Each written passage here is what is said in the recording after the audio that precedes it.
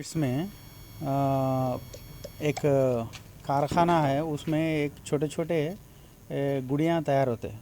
तो वहाँ पे एक दो आदमियों का डेथ हो गया बोल के मालूम हुए तो फ़ौरन हम लोग आए, आके वहाँ पे देखे तो एक घड़ा गिर के है उसमें। वो एरिया वो पूरा देखे तो क्या है, कुछ वो लोग उसमें एक 5 लोग रहते हैं, तो बाकी के एक 2 लोगों का डेथ हो गया, एक इंजूर्ड है।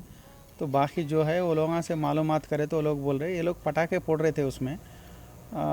अचानक एक बड़ा साउंड आया, उसमें ये लोगों को मारने लगे बोले। हम लोग वो इन्वेस्टिगेशन वो पूरा हम लोग स्टार्ट करें और डेड बॉडीज़ को हॉस्पिटल शिफ्ट करें, इंजूर्ड को भी हॉस्पिटल शिफ्ट करें।